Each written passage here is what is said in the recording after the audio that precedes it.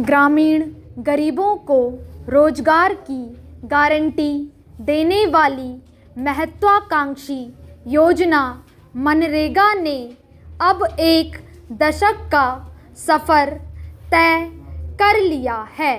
125 करोड़ की जनसंख्या वाले देश में ऐसी योजना के लिए इतना लंबा सफ़र तय करना किसी उपलब्धि से कम नहीं है।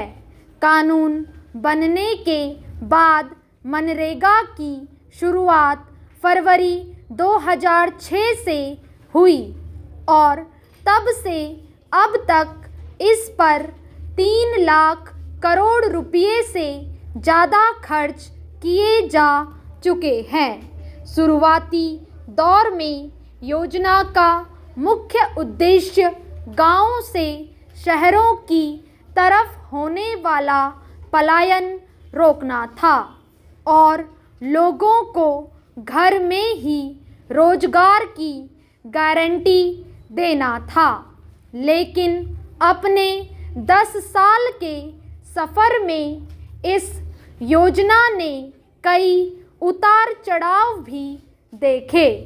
एक वक्त ऐसा भी आया जब इस योजना के औचित्य पर भी सवाल उठने लगे। इसके पर्याप्त कारण भी थे। चूँकि मनरेगा का लाभार्थी वर्ग ज़्यादातर अशिक्षित था, इसलिए लागू होने के साथ ही अधिकारों के दुरुपयोग की शिकायतें भी मिलीं।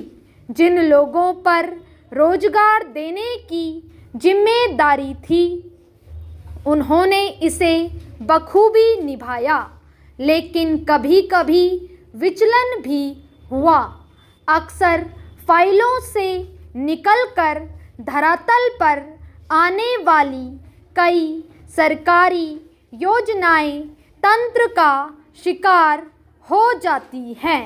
लेकिन मनरेगा के मामले में अच्छी बात यह रही कि यहाँ घाव के उपचार का दिखावा नहीं किया गया।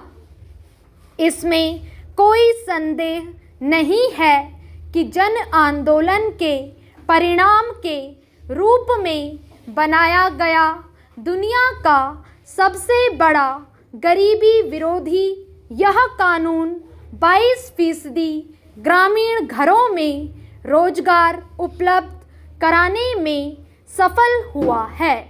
5 वर्ष पूर्व जब यह कार्यक्रम चरम पर था, यह योजना लगभग हर 3 ग्रामीण घरों में से एक घर के लिए जीवन रेखा थी।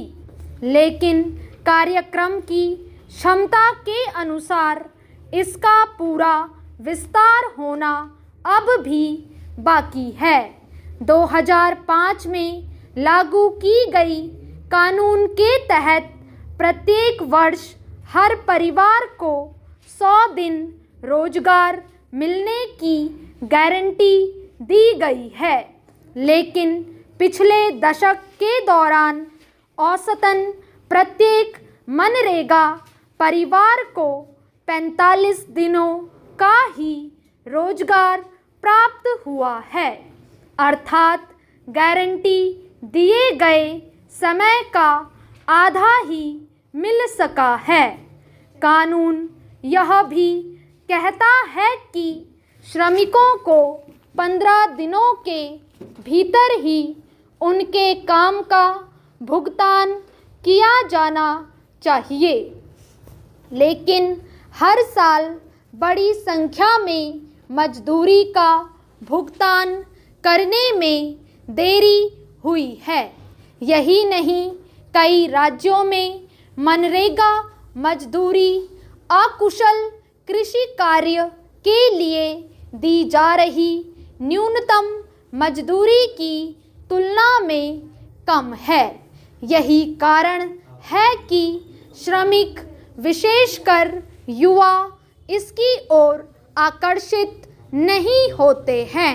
एवं मजदूरी के लिए शहरी इलाकों की तरफ पलायन करते हैं। स्टॉप।